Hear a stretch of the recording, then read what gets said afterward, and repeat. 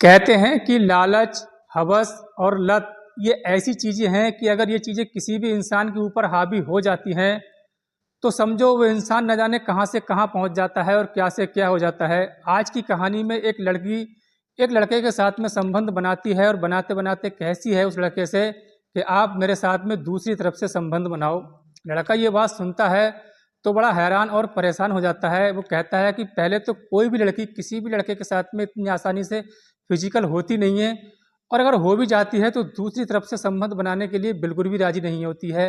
यहाँ ये लड़की सामने से उसे उस चीज़ के लिए ऑफर करती है। जो लड़का होता है वो उसी के साथ में उस तरह से जैसे वो चाहती है वैसे ही संबंध बनाता है। लेकिन दोस्तों, कोई भी लड़की किसी के भी साथ में दूसरी तरफ से संबंध बनाने के लिए राजी हरगिज नहीं होती है। कोई भी पत्नी अपने पति के साथ में वैसा करने के लिए राजी बिल्कुल भी नहीं होती है। लेकिन यहाँ ये लड़की खुद अपने मुंह से बोलती है कि मेरे साथ दूसरी तरफ से संबंध बनाओ। दोस्तों, लेकिन इस लड़की के साथ में कुछ ऐसा होता है कि शायद इसने कभी इस चीज़ की कल्पना भी नहीं की होती है। दोस्तों, आज की कहानी के माध्यम से यही जानने और समझने की कोशिश करेंगे कि आखिरकार उस लड़की के साथ में क्या हुआ था और वो किस तरह से संबंध बनाने के लिए अपने बॉयफ्रेंड से कहती है।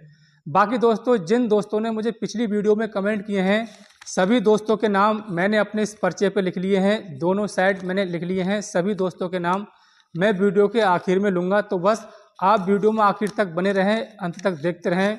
बाकी दोस्तों, अगर आप भी चाहते हैं कि मैं अपनी वीडियो में आप लोगों का नाम लूँ तो आप अपना नाम और अपनी सिटी का नाम अच्छे से लिखिएगा, ताकि मैं आपके नाम लेते हुए मुझे बहुत ज़्यादा खुशी महसूस हो। तो चलिए दोस्तों, बढ़ते हैं कहानी की ओर। उससे पहले बस एक छोटी सी रिक्वेस्ट कि अभी तक आपने हमारे चैनल को सब्सक्राइब नहीं किया है तो सब्सक्राइब करके वीडियो को लाइक कर दीजिए। आदाब, नमस्कार, सत श्री अकाल। बताता हूँ सारी कहानी को विस्तार से। दोस्तों, आज की जो कहानी है ये भारत के बहुत ही सुंदर और खूबसूरत प्रदेश गोवा की है, जहाँ पे लोग आमतौर पे घूमने के लिए जाते हैं, अपने एंजॉय करने के लिए जाते हैं, मौज मस्ती करने के लिए जाते हैं। यहाँ पे करीब 40 से ज़्यादा ऐसे बीचेस हैं जो गोवा को बहुत ही ज़्यादा सुंदर बनाते हैं। बहरहाल दोस्तों, 10 दिसंबर 2020 का ये दिन होता है। शाम के 8 बजे एक लड़की बहुत स्टाइलिश मॉडर्न टाइप एक बस स्टॉप पे खड़ी होती है। इसका नाम वंदना देसाई होता है और वो किसी का इंतजार कर रही होती है।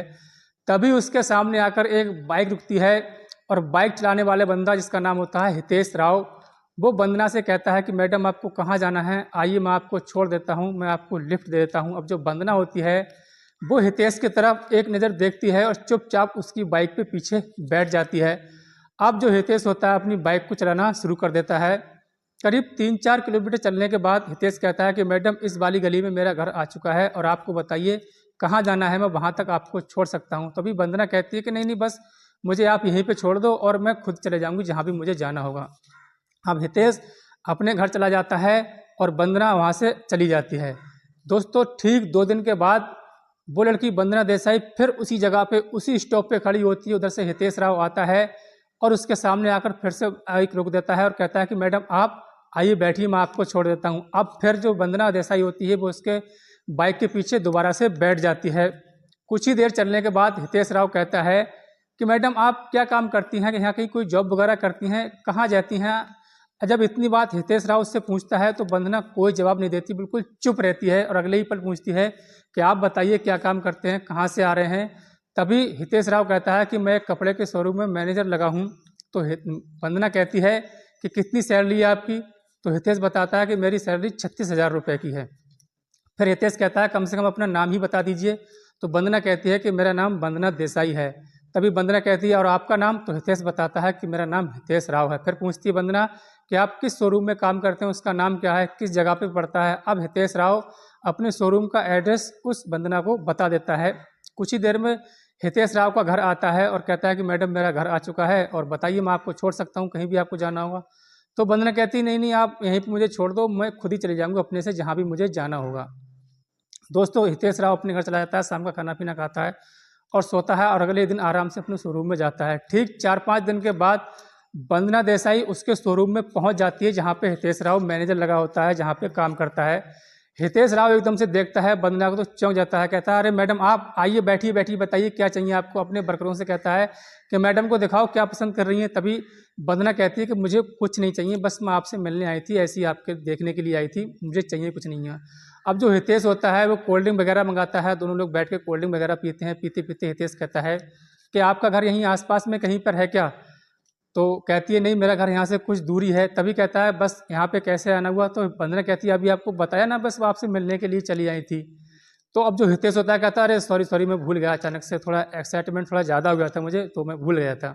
अब दोनों के बीच बातचीत शुरू होती है, धीरे धीरे दोस्ती बढ़ती है, एक दूसरे का नंबर ले लेते हैं। दोस्ती दोस्तों धीरे धीरे बातचीत होते होते प्यार में बदल जाती है। काफ़ी दिन तक, करीब 2-3 महीने इनके बीच में बातचीत होती है, और बातचीत होते होते वंदना कहती है कि चलो कहीं मिलते हैं एक दिन, एकांत में कहीं घूम के आते हैं। तो हितेश कहता है मैं तो कब से तैयार बैठा हूँ, बल्कि मैं तो खुद इस चीज़ को बोलने वाला था कि मिला जाए कभी एक दिन।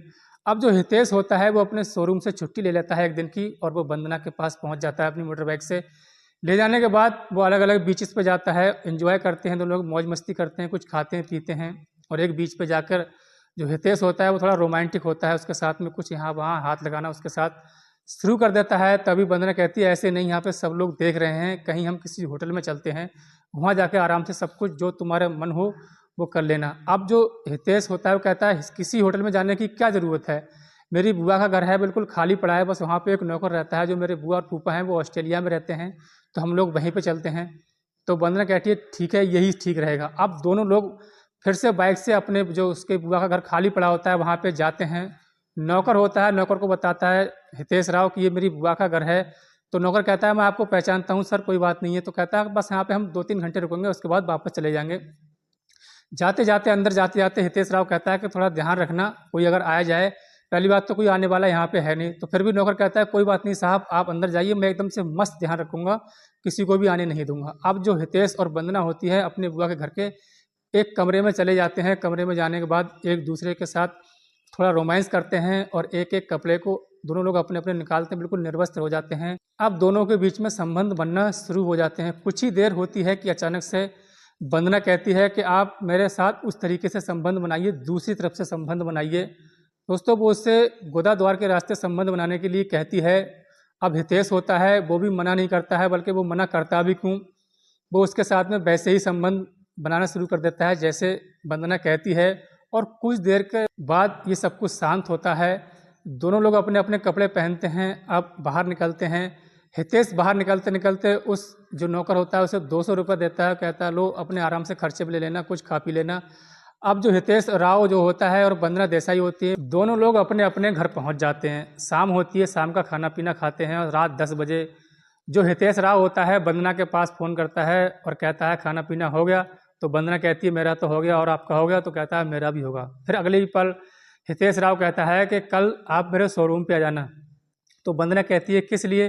तो हितेश कहता है बस ऐसे ही, सवाल जवाब नहीं होते हैं ज़्यादा प्यार में, बस आप आ जाना। तो वंदना कहती है ठीक है मैं पहुंच जाऊंगी। अब जो हितेश राव होता है अगले ही सुबह रेडी होकर के उस शोरूम में पहुंच जाता है। इधर से वंदना आती है, उसके आने से पहले जो हितेश राव होता है कई सारे महंगे महंगे ड्रेसेस एक डब्बे में पैक करके गिफ्ट के तौर पे रख लेता है। वंदना पहुंचती है और उसे जाने के बाद कहता है हितेश ये लोग कुछ गिफ्ट वगैरह हैं और इन्हें घर पे जाकर ही खोलना है, यहाँ रास्ते में या यहाँ पे मत खोलना है। अब वंदना होती है वो सारे गिफ्ट को देखकर खुश हो जाती है और कहती है ऐसा भी क्या है इनके अंदर जो यहाँ पे नहीं खोलना है? तो हितेश कहता है बस ऐसे ही, आप घर पे जाके ही खोलना है इन गिफ्टों को।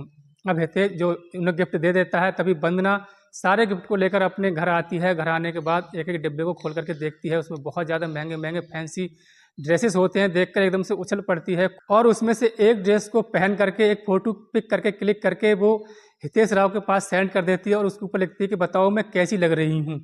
अब हितेश जब उसकी फ़ोटो को देखता है तो वापसी में लिखता है बड़ी मस्त लग रही हो, बड़ी सुंदर दिख रही हो, और वो भी उसके फ़ोटो को पीछे लिखकर उसे सेंड कर देता है। तभी अगले ही पल जो वंदना होती है फिर से एक मैसेज करती है कि चलो मिलते हैं फिर बुआ के घर पे। तो हितेश कहता है कि ठीक है ओके डन, कल मिलते हैं। अब दोनों लोग अगले दिन का इनके प्लान तय हो जाता है। हितेश और वंदना फिर से अपनी बुआ के घर पे पहुंचते हैं। पहुंचने के बाद फिर से कमरे में पहुंचते हैं और पहुंचने के बाद दोनों लोग अपने अपने कपड़े निकालते हैं। कपड़े निकालने के बाद बिल्कुल निर्वस्त्र हो जाते हैं। अब इनके बीच में फिर से संबंध बनना शुरू हो जाते हैं। बनते बनते फिर से जो वंदना होती है कहती है कि दूसरी तरफ से आप मेरे साथ में करो।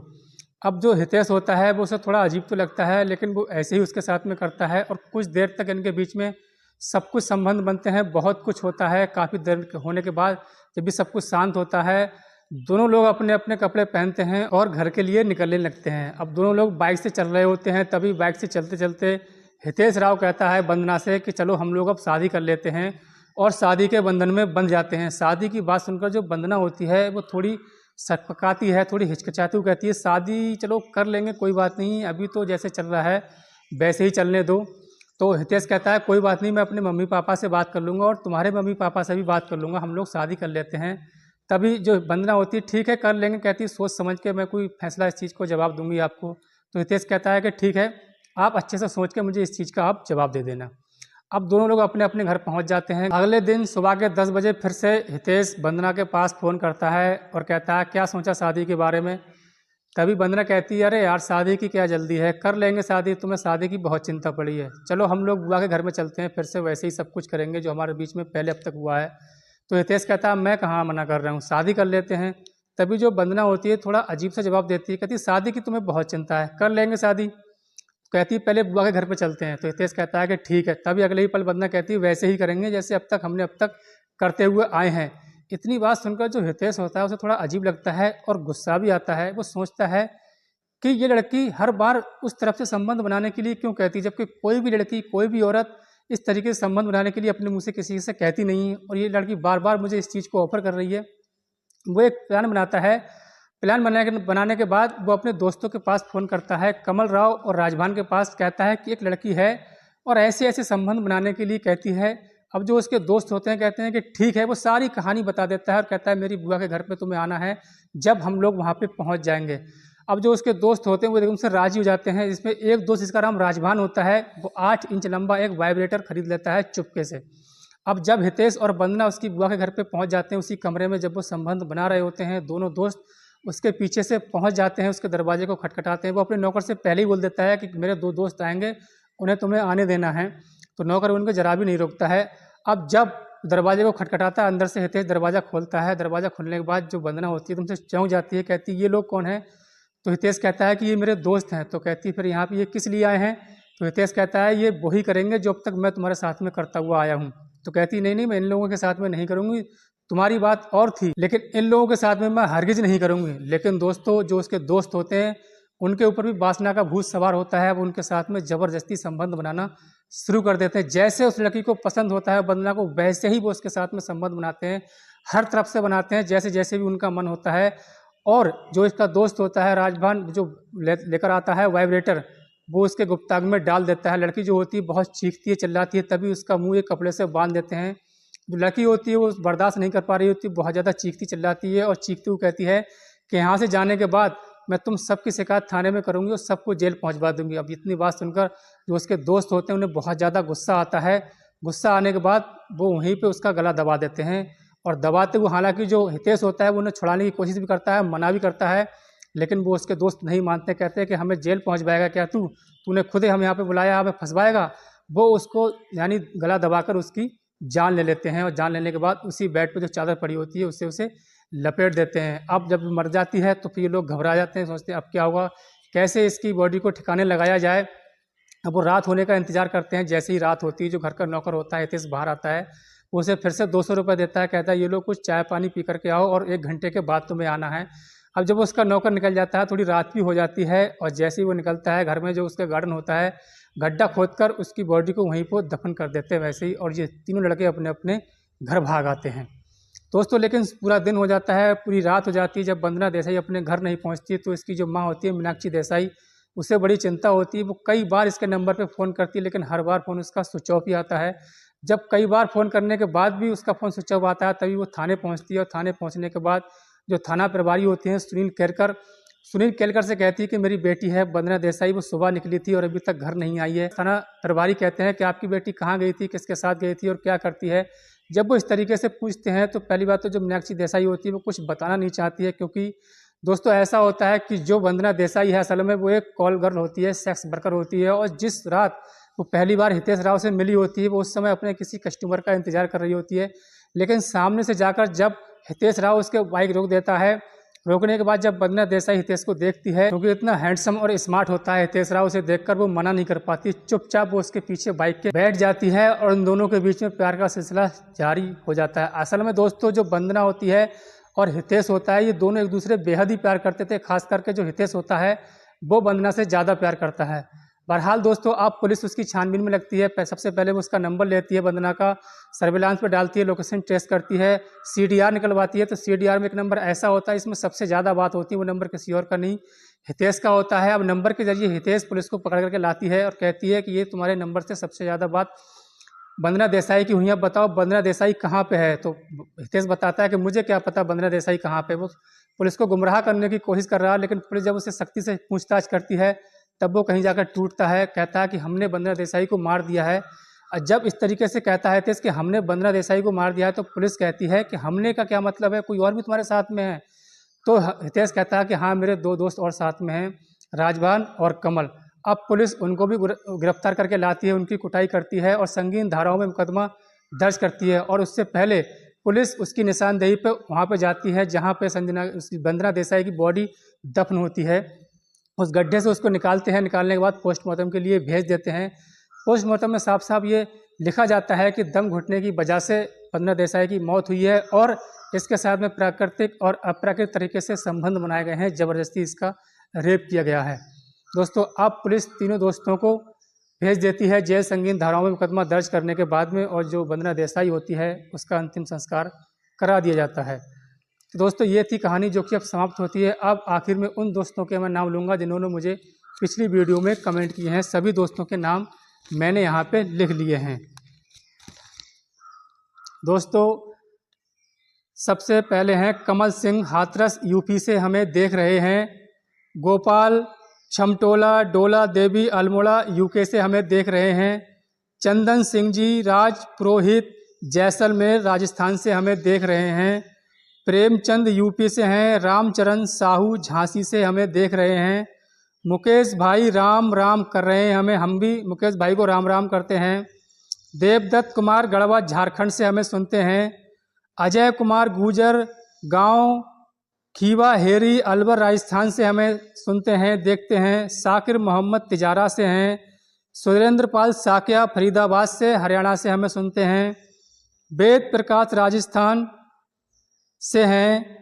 चित्ता राजन दास, दीपक कुमार वर्मा राजू जिला बिजनौर से हैं। राम पेगू जिला बिस्वांत आसाम से हमें सुनते हैं।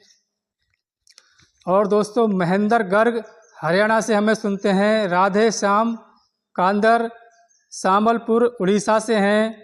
राम करण जलोटिया गांव कुली जिला सीकर राजस्थान से हमें देखते हैं, सुनते हैं। विक्की राम सीवान बिहार से हैं। किशन सिंह उदयपुर राजस्थान से हमें देखते हैं और सुनते हैं। नमस्कार मांगीलाल बिश्नोई सिलोर समदड़ी जिला बालातोरा राजस्थान। मांगीलाल ने हमें नमस्कार किया है, हम भी भाई को नमस्कार करते हैं। दिनेश लाल बघेल MP से हमें देख रहे हैं। कहानी बहुत अच्छी लगी, अकोला महाराष्ट्र से बलदेव बानखेड़े धन्यवाद करना चाहेंगे हम भाई का। और मोहम्मद सलीम थाना कन्नौज उत्तर प्रदेश से हमें देखते हैं और सुनते हैं। बीबी ठकुरी जी, कहानी बहुत अच्छी लगी, धन्यवाद ठकुरी जी। और यह है सुभाष बिश्नोई फाजिलका पंजाब से हैं। घनश्याम मुंबई से हैं। संजय उन्नाव से हैं। धर्मेंद्र कुमार लखीसराय बिहार से हमें देखते हैं, सुनते हैं। दोस्तों, जिन दोस्तों के भी नाम मैंने यहाँ पे लिए हैं और जगह के नाम लिए हैं, अगर मेरे बोलने में कहीं कुछ अगर मिस्टेक हो गई हो तो उसके लिए क्षमा चाहता हूँ, क्योंकि समझ में नहीं आया होगा ठीक तरीके से, इसलिए ही मैंने ऐसा बोल दिया होगा। बाकी दोस्तों, आप भी अगर चाहते हैं कि आप हमारी वीडियो में कमेंट करिए, हम आपका नाम जरूर लेंगे अपनी वीडियो में। बाकी दोस्तों, इस घटना को सुनाने का उद्देश्य किसी को परेशान करना नहीं है, किसी का दिल दुखाना नहीं है, बल्कि आपको जागरूक और सचेत करना है। तो मिलते हैं किसी नेक्स्ट वीडियो में, तब तक के लिए धन्यवाद। जय हिंद।